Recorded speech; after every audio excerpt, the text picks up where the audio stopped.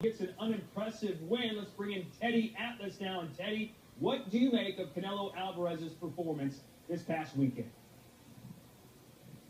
Oh, Doug, first of all, I picked Canelo to win, but I thought Lara won.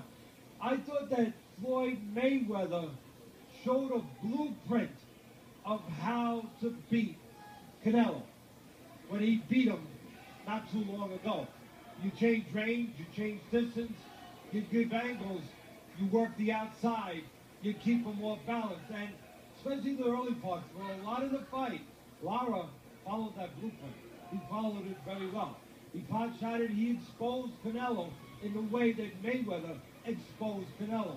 And when he was doing it, he was winning rounds. Then things changed a little bit. Then all of a sudden, Canelo started getting inside, going to the body.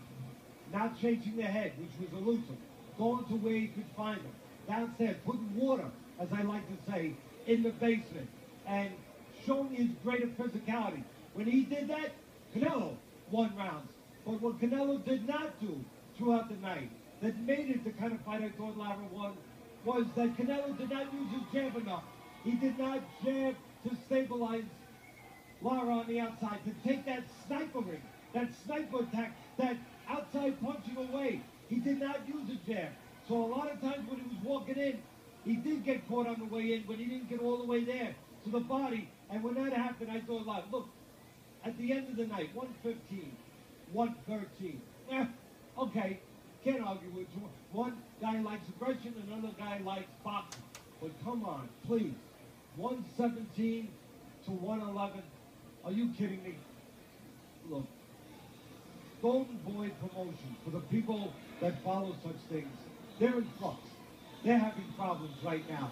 Did everyone ever think, just a little bit, that, hey, if they lose, they already lost their CEO, Richard Schaefer. If they lose their star, the second biggest star in the game, behind Mayweather, if they lose that fight, they're out of business. There's a garage sale. It's not Golden Boy anymore. It's Bronze Boy, Todd. Bronze Boy, not Golden Boy anymore. Well, Teddy, so they had to win that. Listen, Teddy, I'm not going to say anything's amiss. All I'm going to say is they have a judge from New Mexico that's got it 117, 111. Listen, it gets me sick. It gets me sick. And I'll tell you, I always say follow the punches. I'm not going to say that no more. In this business, Todd, follow the money. Well, Teddy, he did win. That's all that matters in the big scheme of things, at least for Canelo Alvarez. I'm going to put you on the spot here, and that's when you're at your best.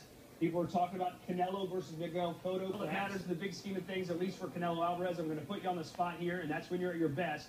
People are talking about Canelo versus Miguel Cotto perhaps next spring. If that fight does happen, two icons in their respective countries, both guys like to go to the body. What would that fight look like if it does take place? Since you brought it up, I have to add one thing to that. Yes, two icons in the ring. If it winds up being Cotto and Canelo, what do you think boxing wanted?